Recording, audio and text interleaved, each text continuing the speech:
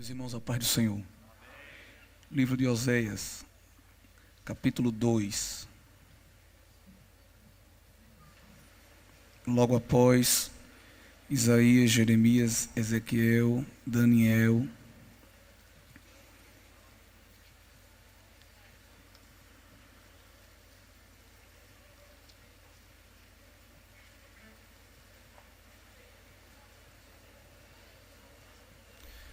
Oséias, capítulo 2.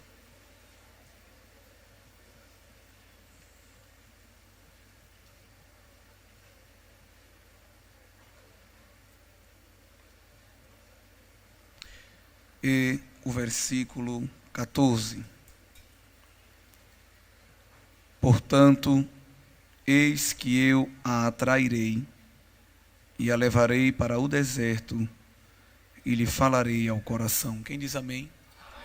Poder sentar com a Bíblia aberta. Nós sabemos que no Antigo Testamento, Deus tinha formas didáticas de se comunicar com o seu povo. E o livro de Oséias é muito conhecido nosso, pois a forma como Deus escolheu para se revelar aqui foi muito atípica, incomum. Já há algumas semanas o Senhor colocou essa palavra no meu coração. Eu até já compartilhei ela em uma de nossas congregações. E quando soube que teria oportunidade hoje, mais uma vez esse texto vem ao meu coração, principalmente os capítulos iniciais. Israel, infelizmente, ao longo da sua história, teve momentos espirituais altos e baixos. Não era um povo que vivia uma instabilidade espiritual. Por diversos momentos se afastavam do Senhor, motivo pelo qual, na antiga dispensação, quando alguém errava, Deus punia com castigo. Nós vamos ver ao longo da história e do tempo, Israel sendo diversas vezes castigado por Deus para aprender uma lição. Porém, como uma geração vai e outra vem, às vezes a geração que vinha depois não correspondia com a anterior. E esses altos e baixos eram comuns. Nós vemos isso no período dos juízes, no período dos reis, no período dos profetas.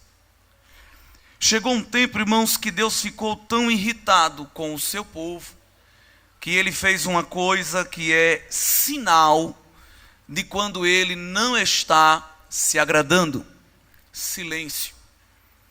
Nós vemos, por exemplo, no fim do período dos juízes, Israel estava numa vida espiritual tão medonha, tão terrivelmente afastada de Deus, que o primeiro livro de Samuel diz que a palavra do Senhor naquele tempo era muito rara. Uma das pouquíssimas pessoas usadas por Deus foi o profeta Samuel. Já mais à frente, o silêncio de Deus vai ser tão alto e tão eloquente. Ele é o único que, mesmo com silêncio, fala, que ele vai ficar 400 anos sem usar ninguém. A gente vir a um culto como este e não receber uma palavra de Deus não faz sentido. A gente volta para casa como que com um vazio. Imagine 400 anos sem Deus se revelar, por causa, obviamente, do pecado do povo. É o período intertestamentário, o período interbíblico.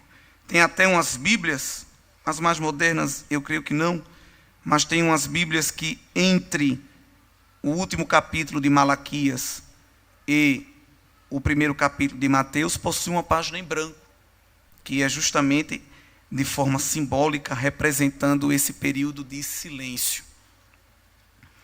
E enquanto Deus falava, ele falava de diversas formas. Jeremias, por exemplo, foi muito usado de forma didática, figurada, ilustrada por Deus. E Oséias, Deus resolveu utilizar o relacionamento dele, sua conformação familiar, para falar com Israel.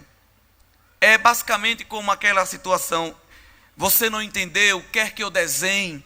Era mais ou menos isso que Deus estava fazendo. Se o povo não estava entendendo de uma maneira formal, Deus ia falar de uma maneira mais informal, mais didática, mais ilustrada, porém, não menos responsável. E no capítulo 1 do livro de Oséias, nós vamos ver que Deus vai começar a falar com Israel mensagem de juízo. Quando Deus abre a boca do profeta, é para enviar uma cajadada, num vocábulo bem pentecostal, que significa uma palavra de repreensão, palavra dura, porque o povo estava em pecado. Qual era o pecado do povo? Idolatria. Eles não adoravam mais ao Senhor, prostituíram o seu ambiente de culto. E no Antigo Testamento, muitas vezes, quando Deus quer se referir a este tipo de pecado, deixar de adorá-lo para adorar outros deuses, ele utiliza a figura do adultério, espiritualmente falando.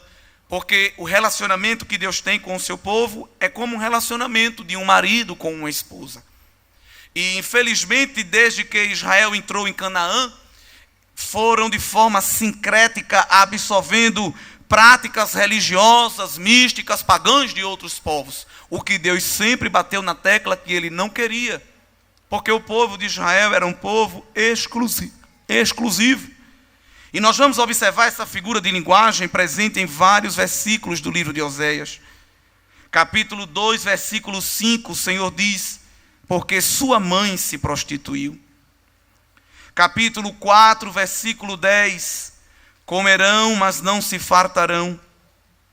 Entregar-se-ão à luxúria, ao prazer, mas não se multiplicarão, não se reproduzirão, porque deixaram de olhar para o Senhor. Versículo 14, a segunda parte: porque eles mesmos com as prostitutas se desviam e com as meretrizes sacrificam. Capítulo 5 e o versículo 4: porque o espírito da prostituição está no meio deles. Capítulo 9 e o primeiro versículo: porque te foste do teu Deus como uma meretriz. Aqui Deus está falando de forma figurada, de um povo que deixou de adorá-lo para adorar outros deuses. E a partir do momento que o povo passa a cultuar outros deuses, vai se afastando de Deus. Deus não divide o espaço dele com absolutamente ninguém. E quando nós não interagimos com uma pessoa, nós não temos intimidade com ela. Nós não conhecemos ela profundamente. Numa linguagem hebraica, um hebraísmo, o verbo conhecer significa também relacionar-se, interagir com. E Deus vai dizer: olha, o pecado de vocês afastou tanto vocês de mim, que vocês já não me conhecem. E isso vai ser repetido. Capítulo 2, versículo 8: ela, pois, não reconhece. Não reconhece o quê? Gratidão de que é Deus quem dá as bênçãos. Dela não lhe reconhece que eu lhe dei o grão, o vinho, o óleo, e lhe multipliquei a prata e o ouro, porque Deus é um Deus tão especial, que Ele não dá só o básico, Ele não dá só o feijão, o arroz e a farinha, Ele também dá o supérfluo. Ele deu ao seu povo os itens básicos de sobrevivência, mas também deu prata e ouro.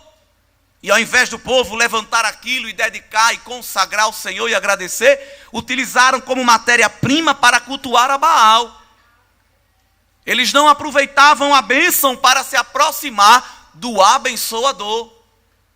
Para receber a bênção, levantava a mão bem alto, mas para interagir com o abençoador, eles se esvaíam. Não é muito diferente de hoje. As pessoas lotam os templos para receber uma bênção. Dificilmente você vai ver muita multidão lotando um ambiente unissonamente para tão somente tocar na veste do abençoador ou ouvir a sua voz, mesmo que seja uma repreensão. As pessoas encontram outra na rua, crente: estou indo lá para fulano de tal receber. Estou indo lá para o auxílio de oração receber. Você não vai receber nada. Culto, antes de ser um lugar de receber, é um lugar de entregar. Crente, primariamente, não vai a culto, a tabernáculo, a santuário receber. Ele vai entregar. E orando, clamando para que Deus aceite o que ele vai entregar. Porque tem situações que se entrega, mas Deus não recebe. Agora, se a oferta é aceitável, se Deus recebe, se ele se agrada, consequentemente ele manifesta a sua glória e envia respostas. Aí quem vem entregar termina recebendo. Mas Jesus, eu nem pedi, mas é porque eu me agradei. Se estiveres em mim, a minha palavra estiver em vós, pedireis o que quiserdes e vos será feito. Mas este povo que não adorava a Deus, eles não conheciam o Senhor. Capítulo 2, versículo 20, o Senhor diz que eles vão conhecê-lo ainda. Capítulo 4, versículo 1, o Senhor disse que não havia verdade, nem benignidade, nem conhecimento de Deus na terra. No versículo 6, ele diz que o seu povo foi destruído porque lhe faltou conhecimento, faltou relacionamento com Deus. Capítulo 5, versículo 4, o Senhor diz que eles não conhecem-o. Capítulo 6, versículo 6, ele diz assim, olhe, numa linguagem assim mais próxima nossa, eu estou cansado de holocausto, estou cansado de sacrifício, estou cansado de oferta física e material, que é só ação, mas não tem intenção. Vocês trazem coisas, me dão coisas, mas vocês não se relacionam comigo. Eu quero mais misericórdia, eu quero mais santidade, eu quero mais pureza, eu quero mais adoração em espírito e em verdade do que holocaustos e sacrifícios. Interessante que o próprio Cristo vai reafirmar este versículo lá no Novo Testamento. No capítulo 10, versículo 12, o profeta diz que é tempo de buscar o Senhor, porque buscando Ele, nós iremos nos relacionar e conhecê-lo. Mas Deus, irmãos, Ele não passa a mão na cabeça de ninguém. Oh, tão bonito, tão bonita. Eu não vou dar uma palavra dura, porque pode ser que ela não goste e deixe de vir para a igreja. Não, Deus não é assim. Ele é muito bom, muito misericordioso. Mas incutido na sua bondade e na sua misericórdia, está a sua severidade, a sua justiça, a sua retidão.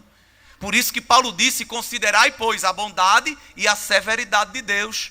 Por Deus ser bom, de vez em quando ele tem que usar um cajado e meter na cabeça da gente, para a gente despertar e perceber que está saindo da reta, está saindo da linha. Mas nisso, ele também é bom. Ele é o único que consegue fazer essas coisas. E para você ver como Deus é, ele permitiu, figuradamente, nós tiramos esta lição, ele usou a situação familiar para ensinar. Ele permitiu que Oséias tivesse 3 filhos. E trazendo para o dia de hoje, para você ver a gravidade do caso, é como se Oséias e a esposa tivessem chamado todo mundo para fazer aquele negócio do chá, revelação, que vai dizer se é menino ou menina, está na moda, e estoura um balão e sai o nome, uma cor azul ou rosa, ou come um bolo e lá dentro está dizendo o resultado da ultrassom, e aí você fica todo alegre, porque não sabia, e a família está perto, e os amigos e tudo mais. Oséias fez uma festinha dessa, trazendo para o dia de hoje, com a sua esposa, um chá revelação, e quem escolheu o nome não foi ele, nem a mulher não, foi Jeová.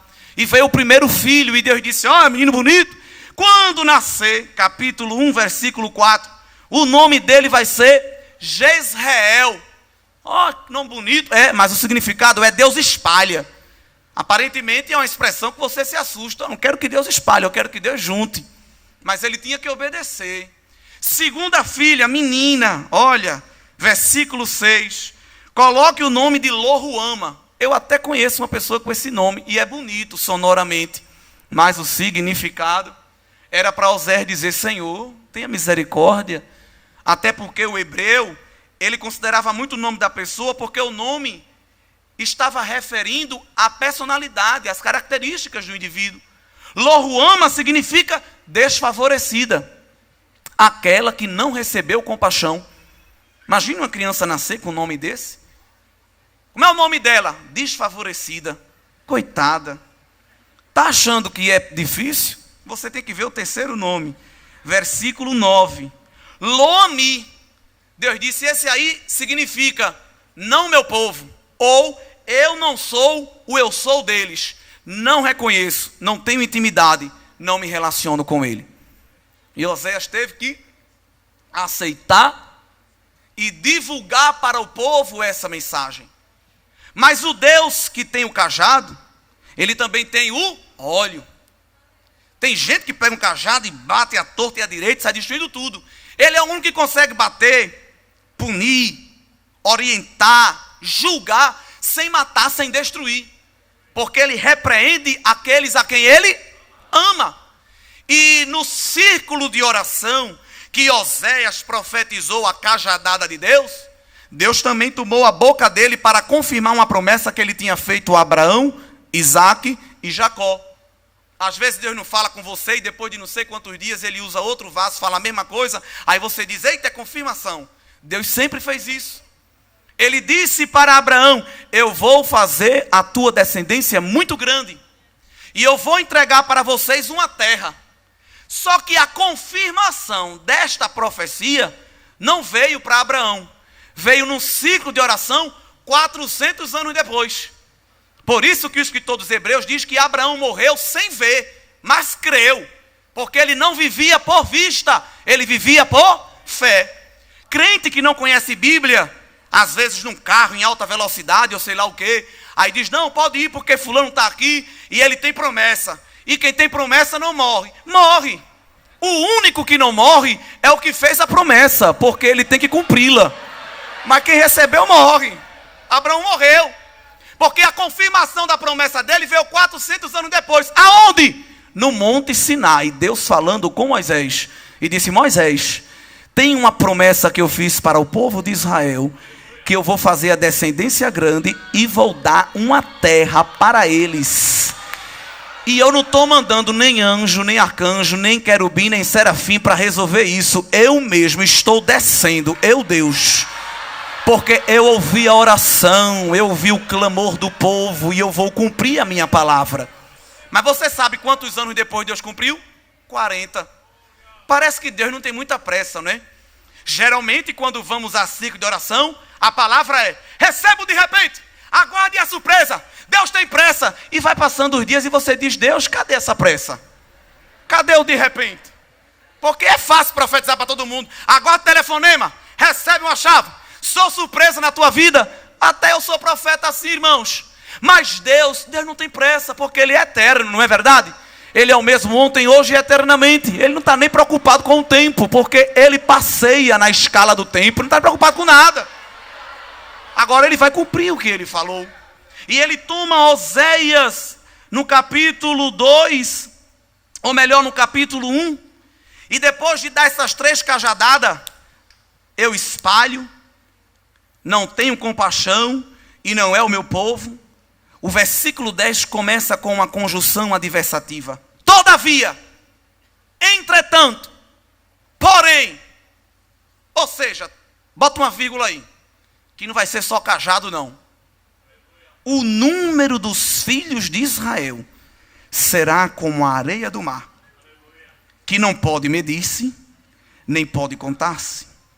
E acontecerá que aonde você encontrar um deles, aquilo que era dito, não é meu povo, quem olhar vai dizer, é filho de Deus. Vou transformar a maldição em bênção. Tem esperança. Pode estar troncho, pode estar esmulambado, emaranhado, ninhado, de você olhar e dizer, o que é isso? Deus no trono diz, não se preocupe, quem dá a última palavra sou eu. Tenho medo de ninho, de pecado, de nada, nem de ninguém. Pode estar torto, pode estar embaraçado. Eu endireitarei, aplanarei o que está torto. E começa-se a desenrolar o rolo, como a gente diz. E Deus agora começa a tomar Oséias e mostrar como é que ele vai aplicar esta palavra. E aí entra uma realidade que é a do versículo 14, que a gente conhece muito bem. Quando Deus quer tratar com o crente, Ele não leva para uma praça de alimentação do shopping, Ele não leva para um calçadão de uma praia, um resort. Você está de cabeça quente, tome aqui um voucher para ficar uma semana no resort, e eu vou tratar com você lá. Oh, Jesus! Não, irmão, Deus não faz isso. Deus, Ele faz uma coisa ilógica. Ele disse: Oséias, eu vou tratar com Israel. E sabe o que é que eu vou fazer? Atrairei, conduzirei o meu povo para o deserto. A prova é tanta que Deus vai tratar com este povo no deserto, que no capítulo 13 e no versículo 5 Deus diz: eu te conheci no deserto, em terra muito seca. Deus podia dizer: te conheci no calçadão, no shopping, num parque de diversões. Mas Ele leva a gente aonde não há distração, aonde não há recursos, aonde não há alternativas. Tem meninos e meninas aqui, nunca foi no deserto com Jeová. O problema dela foi uma chapinha que quebrou e ela não sabe se amanhã vai ter coragem de sair de casa. O problema dele é um sapato que descolou. Ah, se todo problema fosse isso. Uma pessoa que ele gosta e ela não gosta dele. Ah, se todo problema fosse isso. Tu ainda vai visitar um lugar chamado deserto, para tu aprender a ser mais crente, porque tu tá meio troncho, meio folgado, meio desajeitada, fazendo o que quer. E Deus olhando do tom, dizendo: com 15 anos já está assim, 17 já está assim, 25 já está achando que é tudo isso. Eu vou aumentar o termostato, vou permitir uns escorpiões, umas cobras, umas raposas, umas tempestades de areia. Ah, irmão, eu vou morrer. Vai nada. Olhe para o texto bíblico. Eu a atrairei, levarei para o deserto e lhe falarei ao coração. No hebraico, Deus está dizendo assim: vou falar palavras suaves ao seu coração. Vou fazer como um pai que fica bajulando o filho. Meu filho, quer esse danoninho? Não, não gosto desse não. Então quer qualquer outro. Deus está dizendo isso aqui para Israel. Eu vou levar vocês para um lugar seco. Agora eu não vou matar não. Eu vou passar a mão no coração de vocês, porque eu sei que vocês estão mal. Mas eu não vou matar não. Eu vou trazer vida. Observe o texto bíblico. O que é que tem no deserto? Xique-xique, mandacaru, cacto, árvores secas.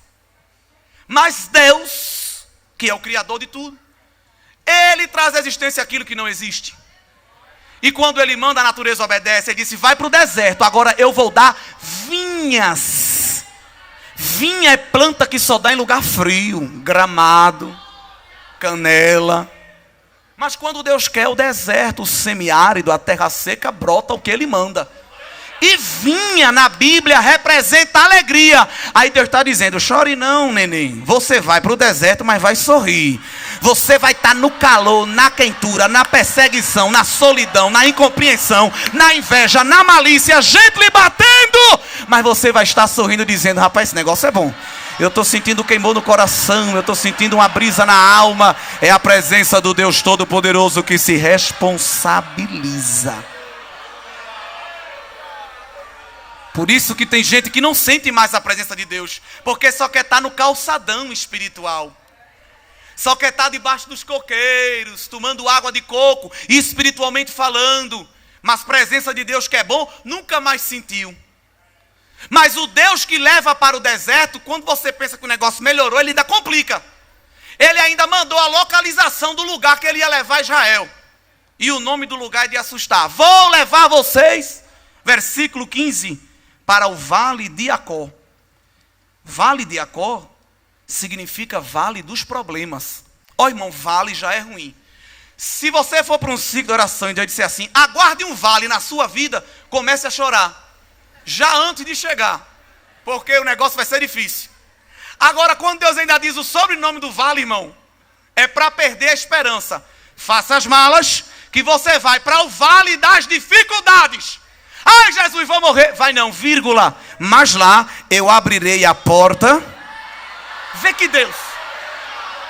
Veja que Deus. Disser assim, ó. Recebe um vale. Vai para o outro, irmão. Não quero não. Agora fala assim. Estou abrindo uma porta. Sabe nem de que é, mas já está recebendo. Deus, como entende a gente, diz. Vou levar para o vale, mas vou abrir uma porta. O vale é de problema, mas a porta é de esperança. E o que eu vou fazer é tão grande que não vai chorar, não vai arrancar os dentes, não vai arrancar cabelo, não vai se mutilar, não vai se cortar, vai cantar como nos dias da sua mocidade. Porque Israel estava igual a alguns crentes em culto nosso. Dava 9 horas e ele estava com a boca costurada, braço entrevado, perna entrevada. Se dobrasse o joelho, quebrava, de tão entrevado que estava. Só o pó! Mas Jeová disse, eu vou levar para o deserto, vou falar o coração, vou arrancar os catombos, os espinhos, as nojeiras da vida, e vai cantar, igual no dia que saiu da terra do Egito. Ou seja, vai voltar a tocar pandeiro, como Miriam tocando no outro lado, cantando corinho de fogo. Está morto, mas vai receber vida. Está seco, mas vai ser irrigado. Está fraco, mas vai receber força na minha presença para fazer a minha vontade. E o que é que Deus faz? Ele mexe na ferida. Deus bota o dedo na ferida mesmo e você diz, ah, Jesus, calma. Eu vou começar mudando os seus relacionamentos.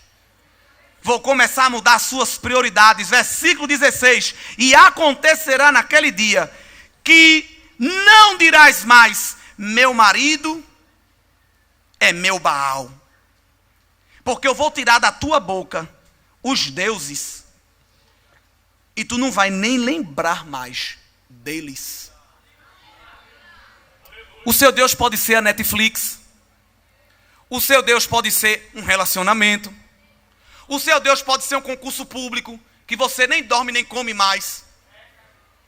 Há muitas coisas que podem estar tomando o lugar de Deus na sua vida. Mas quando Ele quer, Ele arranca, que você não vai nem se lembrar mais.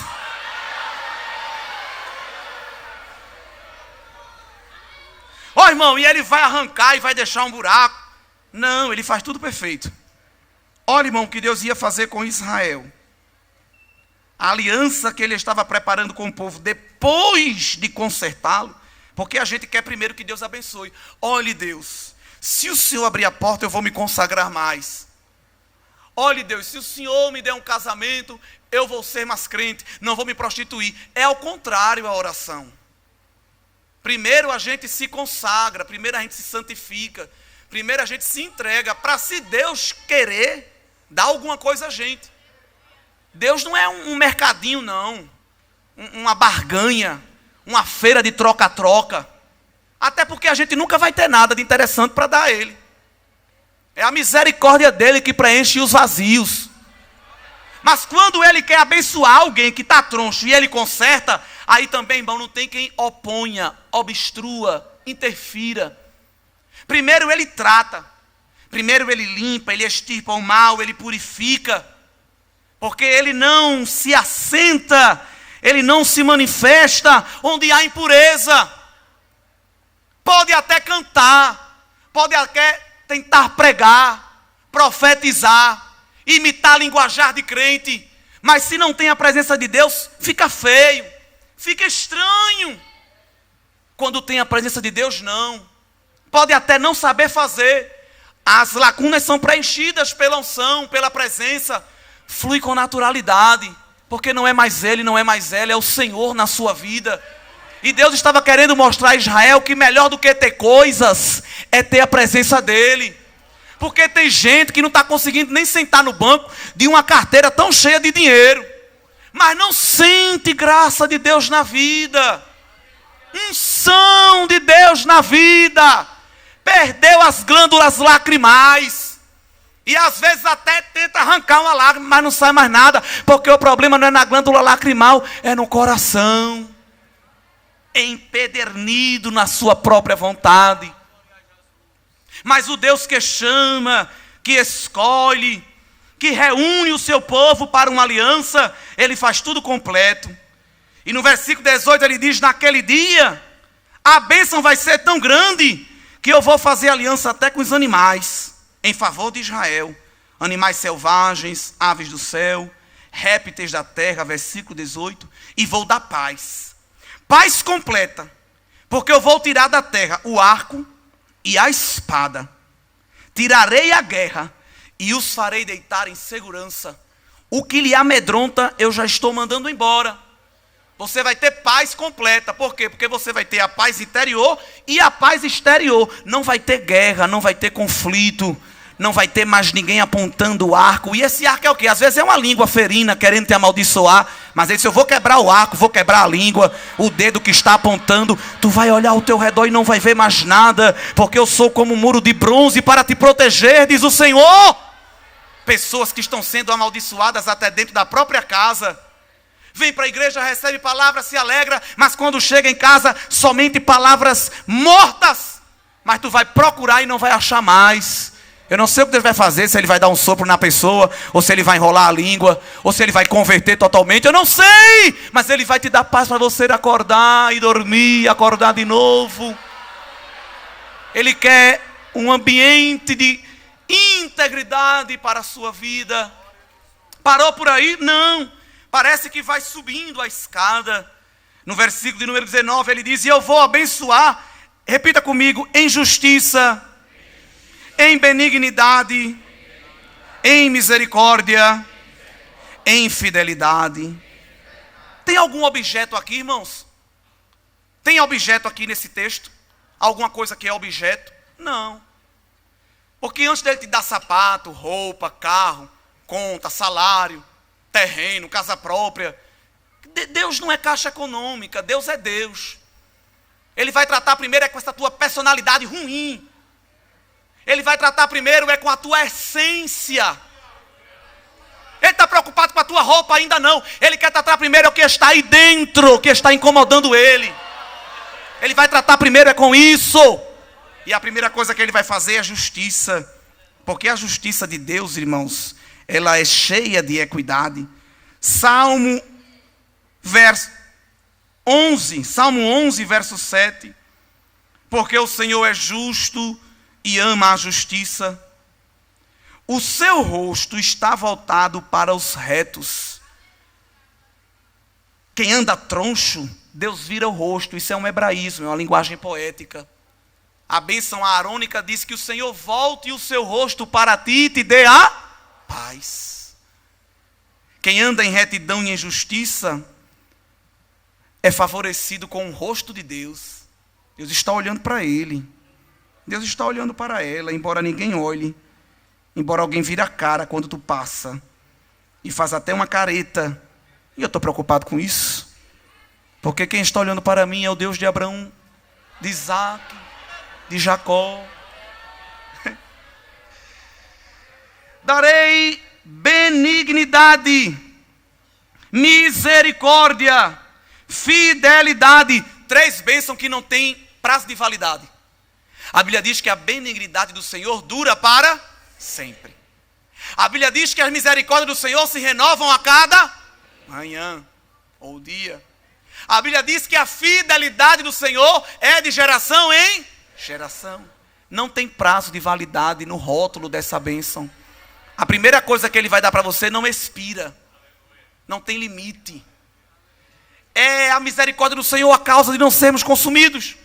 Davi, conversando com Gade um dia, disse: olha, é melhor cair na mão de Deus, porque na mão de Deus tem misericórdia, do que cair na mão dos homens. E estava falando de um Deus todo-poderoso. Esse Deus que está prometendo dar benignidade e fidelidade, nós vemos lá no Salmo 36, versos 5 e 7. Entrega o teu caminho ao Senhor, e Ele tudo fará. Por quê? Esse entregar o caminho ao Senhor é uma vida de fidelidade. é deixar de fazer o que você quer para fazer apenas o que Ele quer. E quem renuncia o seu próprio querer, alcança a misericórdia e a fidelidade do Senhor. Salmo 36:5 diz: a tua misericórdia está nos céus, e a tua fidelidade chega até as mais altas nuvens. É muito grande. Uma pessoa que experimenta a justiça, a benignidade, a misericórdia e a fidelidade de Deus, aí vem a consequência no verso 20, parte B. Ela termina conhecendo o Senhor, se relacionando com este Deus, interagindo com Ele, não só num ambiente de culto, mas principalmente em casa, num ambiente de trabalho, num ambiente de estudo, na rua. Porque aqui é fácil dar glória a Deus e aleluia, levantar a mão enquanto todo mundo levanta. E na Babilônia, onde a gente é minoria. Mas quem está com fidelidade diante de Deus, já não se solta, já não se desprende. E depois que tem uma vida reta, santa, pura, totalmente entregue ao Senhor, aí é quando Deus começa agora a mandar as bênçãos físicas, palpáveis, externas, que geralmente é o que mais interessa. O versículo de número 21 diz: e acontecerá naquele dia, que eu responderei, diz o Senhor. Eu responderei aos céus. Eu vou dar ordem aos céus. E a minha ordem vai ser tão grande, parece um telefone sem fio, que o céu vai pegar a minha resposta e vai transmitir para a terra. Versículo 21. E a minha resposta vai impactar tanto a terra que ela vai responder ao trigo. E o trigo vai mandar resposta para o vinho. E o vinho vai mandar resposta para o óleo. Agora veja Deus restaurando, viu? E este estudinho vai responder para Jezreel, que significa Deus espalha, mas também significa Deus planta. A terra que ele disse, eu não vou plantar, agora ele está falando, eu vou restaurar e vou voltar a investir na tua terra. O quê? Trigo, vinho e óleo. Palavra figurada. Na Bíblia, trigo representa, repita comigo, providência. Primeira coisa que ele vai fazer é providenciar o necessário. Vinho na Bíblia, eu já disse, representa alegria. Repita comigo, alegria. E óleo na Bíblia representa unção. Repita, unção. O que eu vou fazer é tão grande, que vai descer sobre vós providência, alegria e unção, comunhão, minha presença. E vocês vão estar tão envolvidos comigo, não só num culto, não só numa festividade, mas todo dia e o dia todo, que aquilo que eu disse que eu ia espalhar, olha o versículo 23, Deus restaurando. Olha Deus mudando o quadro. Aquilo que eu ia espalhar, eu vou plantar. Semeá-la-ei para mim na terra. A que era desfavorecida e não tinha compaixão, Deus diz, compadecer-me-ei de Loruama. E aquela que eu disse, eu não sou Deus, eu não sou o seu povo, ele vai dizer, tu és o meu povo e eu sou o teu Deus.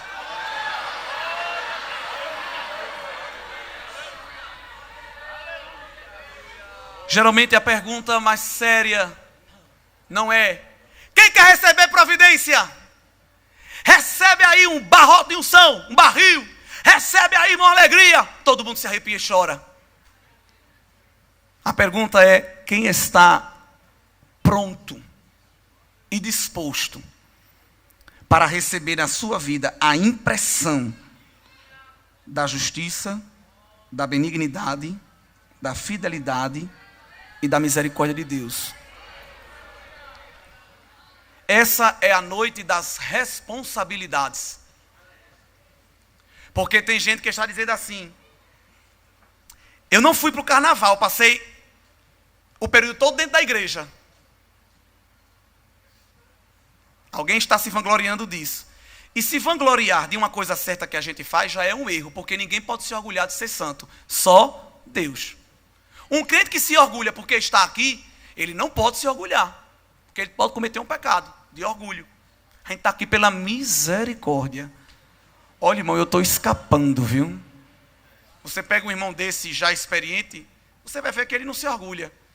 Ah, não, meu filho, ore muito para chegar onde eu cheguei. Porque eu cheguei aqui foi pela misericórdia. Só o vento que me trouxe, o vento do Espírito. Senão já estava todo destruído. Tem gente aqui que está só o fiapo. Só o pó. Tão bonito e tão bonita.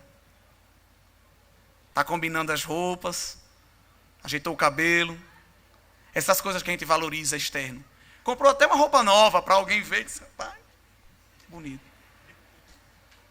Deus está vendo a gente tudo despido aqui hoje. Num grande raio-x. Esta é a noite das responsabilidades. Pegue lá uma agendinha e bote lá dia 20, hoje é quanto? 20 quanto?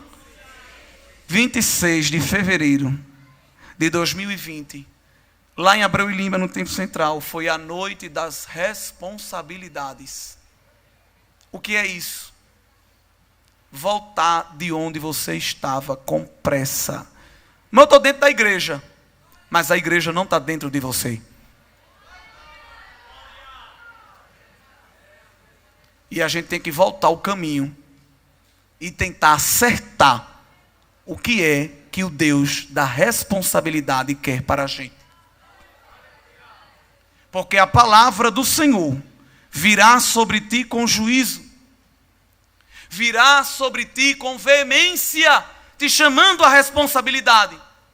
Mas se você for salvo por ela, escapar por si mesmo, e não cambalear para a direita nem para a esquerda, tu não vai conseguir listar, nem enumerar o que vem de Deus para a tua vida. Sabe por que as coisas estão meio fora do lugar e dando errado? Porque você está como Paulo, recalcitrando contra os aguilhões.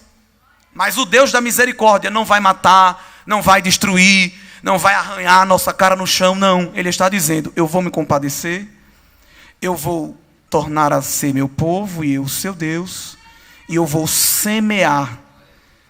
Deus está visitando terrenos espirituais aqui nesta noite. Irmão, o negócio é sério, e eu disse, Deus, essa palavra eu já preguei ela, mas o Senhor está me dando outras coisas aqui. Mas como posso eu me calar diante da gravidade do que o Senhor me coloca? Há terrenos baldios espirituais que estão precisando de uma visita do agricultor Jesus. Porque tem muito entulho dentro da terra. E alguém está olhando, cadê? E Deus está dizendo, olha para baixo. Olha para a essência. Já observasse como estão os teus pés na minha presença? Já observasse qual é o tipo, a qualidade de culto que tu me entrega? Já observasse as palavras que saem da tua boca? Não pode jorrar 2 tipos de água da mesma fonte. Mas eu te convido, abre o teu coração para eu visitar o teu terreno, porque eu estou abrindo os celeiros aqui hoje, na noite deste dia, e estou plantando novidade de vida nos terrenos espirituais, e vai começar a brotar. Agora respeite, porque o que vai vir aí é coisa grande. Alguém vai se surpreender.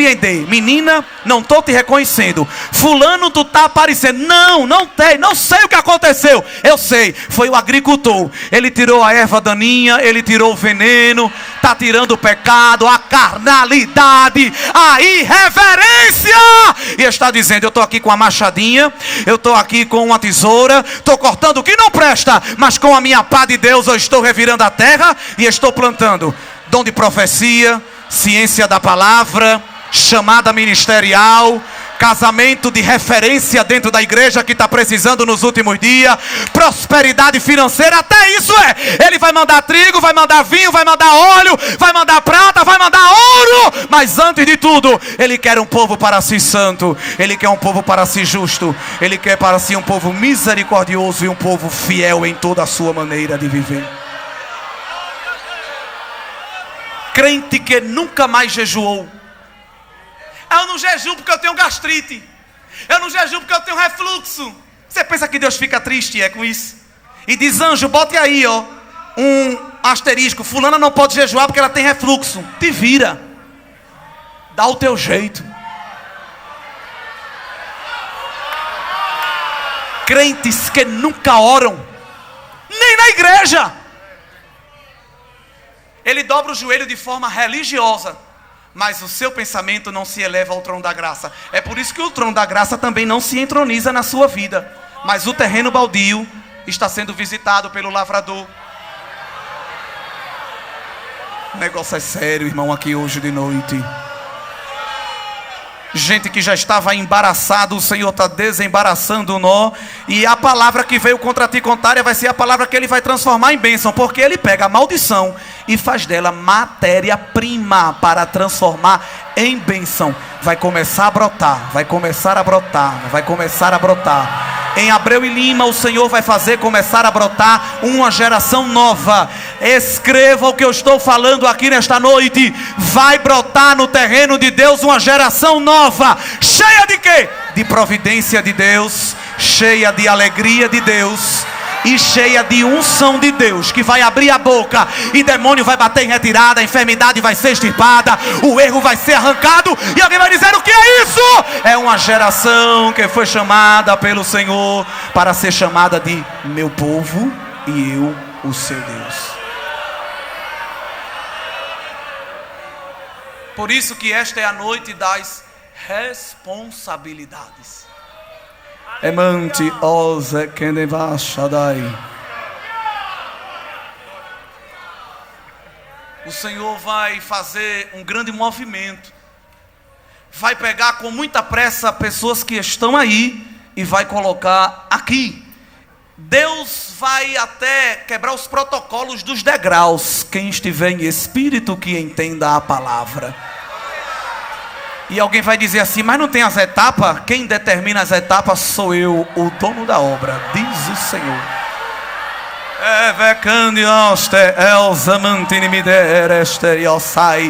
Ele vai colocar a palavra na tua boca, recheada com sal, temperada com fogo, que tu vai abrir, quem ouvir vai se estremecer e dizer: eu nunca ouvi isso, tenho tanto tempo de crente e nunca ouvi. É porque no terreno de Deus só brota coisa boa. No terreno de Deus não tem agrotóxico. No terreno de Deus não tem mistura. No terreno de Deus só a verdade, pureza e sinceridade para aqueles que lhe buscam com verdadeira integridade.